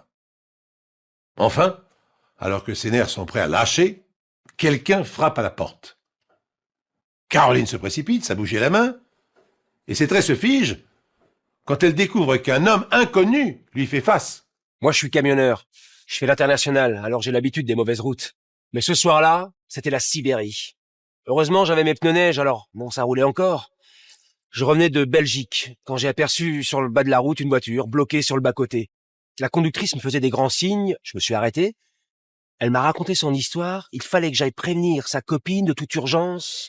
La route était verglacée, mes roues glissaient tout le temps, et puis dans un virage, j'ai dérapé et je me suis retrouvée dans le décor. Et j'étais incapable de redémarrer ma voiture. Alors j'étais très très énervée, et en plus, je pensais à Caroline qui devait s'inquiéter, et j'avais même pas de portable pour la prévenir. Je suis arrivé à la maison qu'elle m'avait indiquée. Étant donné que j'avais mon 10 tonnes, je pouvais pas le garer devant leur entrée, je l'ai laissé sur le bord de la route. Je me suis approché de la maison, il n'y avait pas de lumière. J'ai sonné à la porte. Le lendemain, moi je rentre chez moi et je vois devant chez moi il y a les voitures de la gendarmerie. Et je vois il y a un lieutenant qui est en train de discuter avec un grand costaud. Et là je me dis c'est pas possible, il a dû se passer quelque chose. Et je bondis, et je vois le lieutenant qui s'approche de moi et qui me raconte que ma femme a eu un accident. Et le grand bonhomme aussi, il s'approche. Et moi, je le connaissais pas, ce type-là. Hein. Ça me rassurait pas du tout, il était tout pâle. Et là, il commence à m'expliquer ce qui s'est passé. Caroline déverrouille la porte et se retrouve face à un inconnu couvert de neige, un étrange sourire posé sur les lèvres. Persuadée que le rôdeur va l'agresser, elle s'enfuit dans l'obscurité et elle heurte de plein fouet la porte vitrée du couloir. Sous la violence du choc, le verre se brise et un morceau tranchant comme une lame de rasoir lui sectionne la gorge. Le camionneur affolé alerte aussitôt les gendarmes et les pompiers. Lorsqu'ils arrivent sur les lieux, il est déjà trop tard. Caroline s'est vidée de tout son sang. Comme nous sommes le 16 janvier, pour tout le monde, la maison du malheur a frappé pour la 3e fois. À peine remis du choc, Nicolas Favrier l'a revendu, non sans mal, pour une bouchée de pain, quelques centaines de milliers de francs. Un prix dérisoire pour une demeure de cette taille. Un cadeau. Peut-être un cadeau empoisonné de la cave au grenier. Il se passe quotidiennement beaucoup de choses dans ces ensembles démesurés que sont les grandes villes modernes. Des accidents de la circulation, des manifestations, petites ou grandes, sérieuses ou folkloriques, sans compter les infractions et délits en tout genre qui peuvent aller jusqu'au crime. Les faits que nous allons vous raconter se sont passés à Paris il y a quelques années. Il ne s'agit pas d'un crime, mais d'un événement qui, s'il est moins dramatique, sort bien davantage de l'ordinaire. Nous sommes en plein été, la ville désertée par ses habitants est livrée aux touristes, et c'est dans ces conditions qu'un personnage surprenant se met à sévir. La nuit est tombée, il fait une chaleur accablante, et chacun cherche avec difficulté le sommeil. Bien entendu, tout le monde, ou presque, a laissé sa fenêtre ouverte pour profiter d'un peu d'air. Et c'est alors qu'une ombre se glisse sans bruit le long des immeubles. Elle a la souplesse d'un chat, mais c'est un humain. C'est d'ailleurs le surnom qu'il ne va pas tarder à se voir attribuer. L'homme-chat. Je vous propose de suivre Olga, mon enquêtrice, qui est allée à la rencontre des témoins de cette étonnante histoire. Voici le terrain de prédilection de notre héros. Un quartier paisible, désert à cette heure avancée de la nuit. Notre homme-chat peut donc escalader les façades de ces immeubles et se promener ensuite tranquillement de toit en balcon. 2 policiers ont été appelés par un particulier qui a entendu des cris chez sa voisine. Attends, freine, c'est là. C'est là, sans camp, voilà. Le jeune lieutenant Claire Doinon et son assistant Thierry Bodard arrivent sur les lieux. D'accord. T'as l'étage? Il y a un code, il y a quelque chose? Ok. Elle est au courant qu'on arrive? Bon, parce qu'on y va, là. Ok, tchou. T'es sûr de l'étage? Ouais, 5. Claire Doinon? Ah, bonjour. Bonjour, excusez-moi, je suis en retard. Ça va? Ouais, les embouteillages. Pas de mal. Vous avez un petit peu de temps quand même? Oui, je suis tout à vous. Bon, alors, la première question. Voilà, des voyeurs, il y en a partout. Des voyeurs qui regardent déjà les filles. Oui, c'est vrai. Pourquoi vous avez voulu mener une enquête dans ce cas particulier? Parce que quand même, un voyeur qui escalade les façades d'immeubles, c'est assez rare. Ouais. Et puis non, à partir de la 3e plainte, ça commence à être le début d'une affaire. On s'est donc rendu chez Estelle Clément. Ouais. Elle était totalement tétanisée, mais tout de suite, elle nous a donné un indice important. Il s'est passé quoi exactement? Je venais juste de terminer de manger et donc j'allais me déshabiller pour me mettre au lit. Et là, en me déshabillant, je regarde comme ça par la fenêtre et je vois un regard fixe. Ouais, qui vous dit quoi? Qui fait quoi? Mais qui fait rien, qui regarde juste avec Il y a autre chose que ses yeux? Non, je me souviens que des yeux parce que je pense qu'il était cagoulé ou quelque chose comme ça. Il est arrivé par où? Juste là, j'ai vu juste le haut de sa tête là. Attendez, vous êtes en train de me dire qu'il y a un monsieur qui est arrivé par la fenêtre, en cagoule, habillé tout de noir, avec des yeux verts, Oui. C'est ça? Et qui serait reparti par la fenêtre sans rentrer chez vous? Il est pas entré, mais Il vous a pas touché? Non, Il non. vous a parlé? Non, parce que dès que je l'ai vu, j'ai poussé un cri énorme et du coup, je sais pas, il est parti, mais je sais pas comment il a fait parce que je sais pas comment il a pu monter là. Et c'était la première fois, ça? Ah bah oui, c'est la première fois. C'est la 6e plainte en un mois. Le lieutenant Douanon et son collègue sont sur les dents. L'homme-chat prend de plus en plus de risques et de plus en plus d'assurances. La police ne souhaite pas ébruiter l'affaire, mais un quotidien titre sur l'homme-chat dans ses pages faits divers. Il faut dire que c'est l'été, qu'il ne se passe pas grand-chose. L'homme-chat arrive à point nommé pour remplir les colonnes. Le quotidien avertit ses lectrices.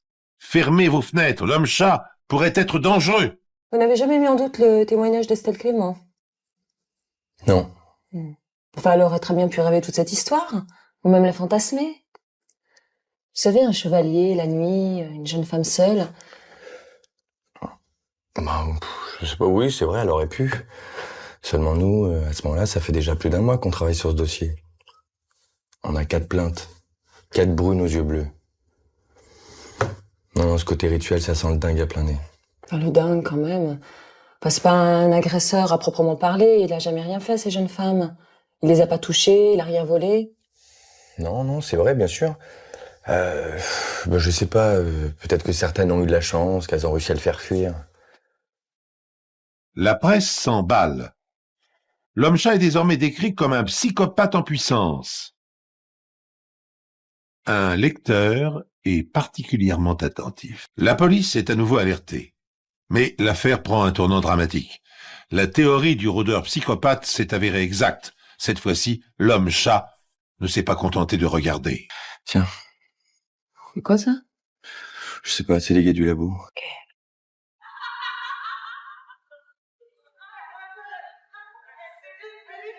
Qu'est-ce que t'en penses?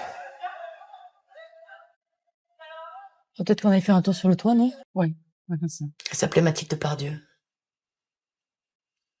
22 ans.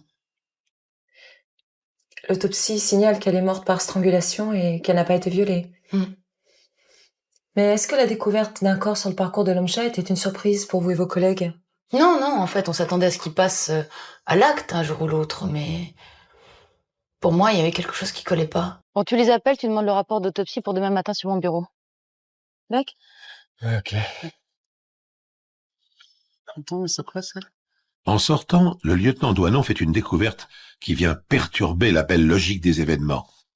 Kamel? Une corde vient d'être retrouvée sur le toit de l'immeuble de la dernière victime de l'homme-chat. Oui, il faudrait faire une recherche d'empreintes. Ok. À ce moment-là, je comprends pas du tout ce que vient faire cette corde sur le toit.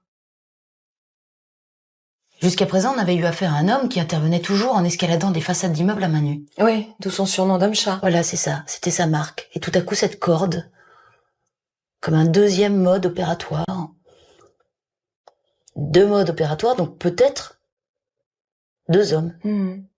Seulement nous, on voit ça tous les jours quand même.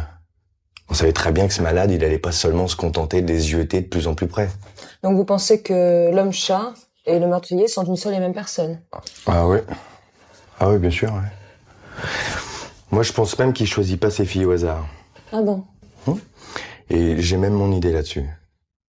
Plus j'y pensais, et moins ça collait. Mais pour votre collègue, cette affaire s'enchaîne de manière assez logique. Oui, mais enfin... Vous savez, dans notre métier, tout de même, faut se méfier des évidences. C'est souvent plus compliqué qu'on croit. Surtout dans ce genre d'affaires, d'ailleurs. Non, il vaut mieux prendre un peu de recul avant de tirer des conclusions. Et pourtant, les preuves, elles sont évidentes. Donc, je suis allé voir Claire, et je lui ai proposé mon idée. Quelle idée? Je suis allé la voir et je lui ai dit, l'homme-chat, il emporte avec lui un rouleau de scotch. C'est pas pour rien. C'est pour bâillonner ses victimes. De toute façon, ils font tous ça. C'est plus que classique. L'homme-chat qui serait rentré chez elle, qui aurait fait un petit peu de bruit, ça l'aurait éveillé. Il se serait battu auprès du lit. Dans la bagarre, il aurait perdu sa cagoule. Non, ça colle pas. Disons qu'elle lui arrache. Là, elle voit son visage. Donc, il est obligé de l'éliminer. Donc, il l'étrangle. C'est quand même pas très crédible, hein. Bon, Claire, elle était pas super emballée par mon idée. Seul mon bureau, j'étais pas le seul à lui dire que ça collait. En effet, le commissaire Pierre Franck, le supérieur de Claire, refuse d'accorder le moindre crédit à sa version. Pour lui, la théorie de Thierry Bodard est la bonne. L'homme-chat et le meurtrier ne sont qu'une seule et même personne. Mais Claire n'en démord pas. Comme il ne se passe toujours pas grand-chose en cet étouffant mois d'août, le meurtre de Mathilde Pardieu s'étale à la une de la presse quotidienne. Cette notoriété ravit le meurtrier. Claire retourne sur les lieux du crime. Elle examine attentivement les alentours. Plus elle étudie le comportement de l'homme-chat, plus elle doute de sa culpabilité. Claire est convaincue d'avoir affaire à deux hommes aux motivations totalement différentes. La psychose commence à s'installer.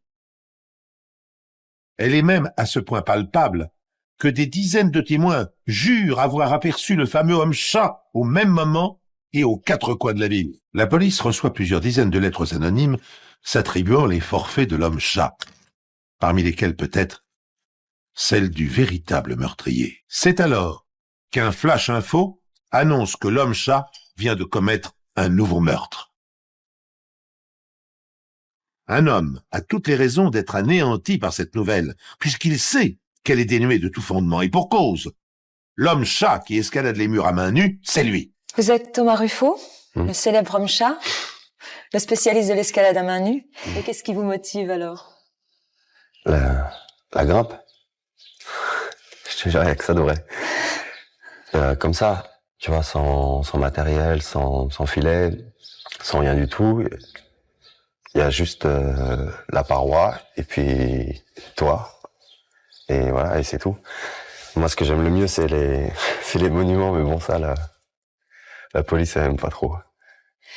J'imagine que quand vous avez appris que vous étiez suspect numéro 1, vous ne deviez pas vraiment être au comble du bonheur. Je sais pas. Vous l'auriez été, vous? Non. Rassurez-vous, je l'étais pas non plus. Et alors, qu'est-ce que vous avez fait? En premier, j'ai voulu me rendre. À ce moment-là, pour moi, c'était la seule solution possible. Thomas Ruffo se rend donc au commissariat le soir même, sans plus attendre. Le journal télévisé de la veille a permis à Thomas de connaître le visage du policier chargé de l'enquête. Un visage qui n'est pas pour lui déplaire. Thomas observe avec intérêt le joli minois du lieutenant. Son attirance prend le pas sur ses bonnes résolutions. Il décide de remettre à plus tard ses déclarations à la police et de suivre la jeune femme. Thomas observe Claire longuement. Apparemment, elle vit seule. Le spectacle qui s'offre à lui ravit son âme de voyeur. Thomas est littéralement hypnotisé. Mais le physique du lieutenant Douanon ne correspondait pas vraiment à vos critères habituels? Mais j'ai jamais eu de critères. Vous trouviez le lieutenant Douanon joli? Non, non, c'est pas ce que je voulais dire. Ah bon? Non, il me plaisait pas du tout. Ah bon, pas du tout. Ouais, pas du tout. Le lendemain, à son réveil, Claire trouve un mot juste à côté de son lit. De toute évidence, l'homme-chat désire la mettre sur une piste pour prouver son innocence. Claire a très peu d'éléments pour avancer dans son enquête. L'analyse établie par la police scientifique révèle qu'aucune empreinte n'a été retrouvée sur le message laissé par l'homme-chat. Intriguée, elle décide de louer le fameux film d'Hitchcock. Quand j'ai visionné La main au collet, le film, en fait, ça a totalement confirmé mon raisonnement. Dans le film, on a un voleur qui est soupçonné de meurtre à la place d'un autre homme parce qu'il utilise les mêmes moyens pour pénétrer chez les gens. Oui. 2 hommes. Donc, l'homme-chat et le meurtrier pouvaient être 2 personnes différentes. Mais vous n'avez pas de preuves? Non, j'ai pas de preuves. C'est pour ça que je me suis dit que j'allais lui tendre un piège, que j'allais tenter de le faire venir chez moi et j'ai laissé ma fenêtre ouverte. Enfin, il y avait quand même peu de chances qu'il vienne chez vous, non? Oui, c'est vrai, mais je sais pas, j'avais comme une forte intuition.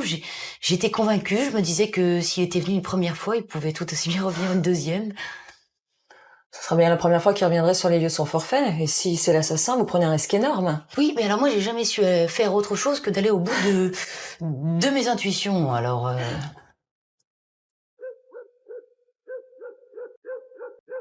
Tu bouges pas, tu lèves tes bras. Décontenancée par son regard, Claire oublie ses réflexes policiers. L'homme-chat est venu lui apporter un nouveau message. La rose a fait son effet et Claire tombe sous le charme de ce personnage intrigant. Mais vous avez pris des risques quand même.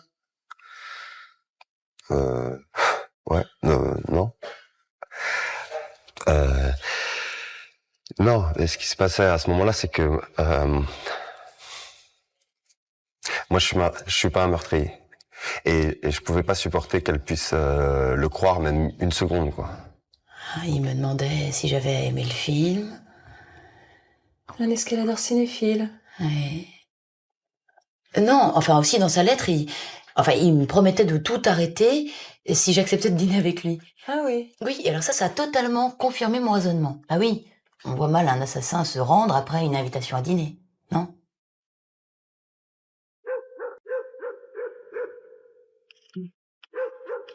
Une nouvelle jeune femme a été victime d'un meurtre. L'homme-chat a apparemment de nouveau frappé. Qu'est-ce qu'on fait, ce mec-là? Je me suis fait passer un savon, je te dis pas. Claire se laisse envahir par le doute. Malgré cela, elle décide de suivre son intuition. Harcelée par sa hiérarchie qui exige des résultats rapides, Claire décide de tenter le tout pour le tout. Eh ben, je me débrouille pour qu'il revienne chez moi. Donc tu fais toi l'appât. Ouais, je fais l'appât. Là, c'est trop Non mais ça marchera. De toute façon, t'as une autre solution? Hein? T'as une autre solution? On va faire ça béton et tu vas voir que ça va marcher. Allez, tout. À ce stade de l'enquête, moi je suis persuadée qu'il y a 2 hommes. Un romantique un peu intrépide, et puis un fou, un dangereux, un assassin. Mais celui qui était venu chez moi, c'était pas celui-là. Et comment en êtes si sûr? Je sais pas, une sorte de conviction. Donc? Le meurtrier nous avait envoyé des messages dans lesquels il stipulait que l'homme-chat, c'était lui. Une sorte de provocation. Et alors? Alors j'ai décidé d'entrer dans son jeu et de le provoquer à mon tour. J'ai du mal à vous suivre, là. Mais si. Et manifestement, il jouait avec nous. Ouais. Il devait lire la presse. Il observait nos réactions. Donc j'ai décidé d'appeler un ami, un journaliste, pour qu'il écrive aussi un article sur moi et sur cette affaire. Une sorte d'interview, si vous voulez. Et que disait cet article? Je le provoquais. Je disais que c'était un lâche, qui choisissait des victimes trop faciles, des femmes sans défense, que même les parois des immeubles qu'il choisissait étaient trop faciles. Je jouais de son orgueil, je me disais que forcément il devait relever le défi un jour ou l'autre et venir chez moi. Mais la probabilité qu'il tombe dans le piège est infime. Et pourtant, le criminel a bien compris le message. Pendant plusieurs nuits, Claire Doisneau va s'afficher à son balcon en attendant que le meurtrier morde à l'hameçon. Postée autour de l'immeuble et dans les étages, l'équipe du lieutenant est prête à intervenir à tout moment. Mais quel est votre état d'esprit à ce moment-là? La peur, j'imagine. La peur, oui, bien sûr. Mais quelque chose de plus fort que la peur, comme une grande détermination. En fait, j'avais très envie de montrer que j'avais raison. On était tous un petit peu inquiets pour elle. C'est vrai, on sait jamais ce qui peut se passer dans ces moments-là. Et enfin, le piège semble fonctionner. Claire espère que sa théorie des 2 hommes chats s'avérera juste. On bouge plus! Debout! Debout! Debout, les mains en l'air! Debout! Debout! Allez! Hop! Debout! Debout! On bouge plus! En face de Claire, 2 hommes chats, le vrai et l'usurpateur. Si on bouge pas, stop!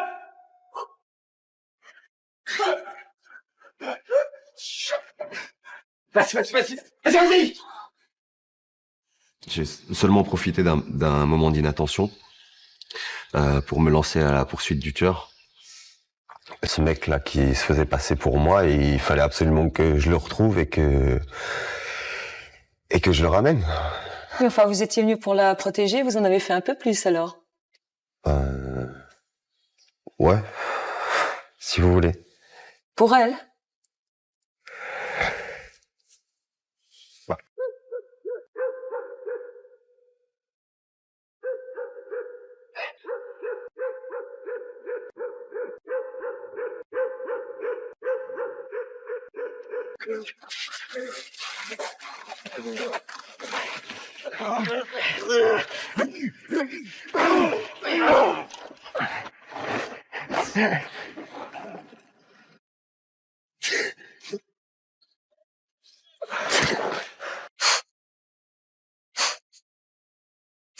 Et aujourd'hui, vous pouvez m'affirmer que c'est bien ce qui s'est passé.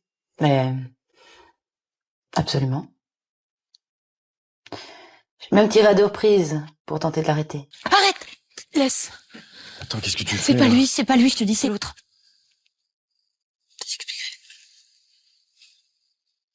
Donc vous n'êtes ni un violeur ni un assassin. Bah non. Désolé. Tout est parti d'une innocente balade nocturne. Ouais. Ouais, ça a commencé comme un jeu. À force de grimper sur les toits, t'as accès à un tas de trucs auxquels t'avais pas forcément pensé avant, y compris aux chambres des femmes. Mais bon, le problème, c'est qu'il faut vraiment les approcher de très très près pour voir si elles sont jolies. Oui, c'est comme ça que vous êtes fait surprendre. Ouais. Exactement. Mais vous faisiez peur à ces femmes. Ouais, c'est vrai. C'est pas ce que je cherchais. Mais je regrette franchement de les avoir effrayées, toutes ces filles. Franchement. Après un traitement psychiatrique pour agression sexuelle, Georges Piel avait obtenu une libération pour bonne conduite. Le petit fait divers de l'homme-chat, monté en épingle par les journaux, lui aura donné l'occasion de récidiver. Au terme de cette rocambolesque aventure, on peut dire que Thomas, l'homme-chat, a eu de la chance. D'abord, bien entendu, de se sortir indemne de la situation dramatique dans laquelle il s'est trouvé, mais aussi de n'avoir pas été poursuivi pour les infractions qu'il a commises. Car escalader les façades, c'est interdit par la loi. Faire le voyeur l'est tout autant. L'ensemble aurait pu lui valoir plusieurs mois de prison avec ou sans sursis. Le plus étonnant dans le fond, c'est que ce jeune homme incontestablement doué pour la varap à main nue ait choisi de compliquer ainsi son existence et celle des autres. Car il existe des lieux où il aurait pu bien plus facilement satisfaire sa passion. On appelle cela, je crois, des montagnes. Il n'en manque pas dans notre pays. Et il s'y trouve des parois bien plus hautes que des immeubles sur lesquels il aurait pu exercer ses talents sans autre danger pour lui que les risques de l'escalade, et puis également sans déranger l'intimité des dames.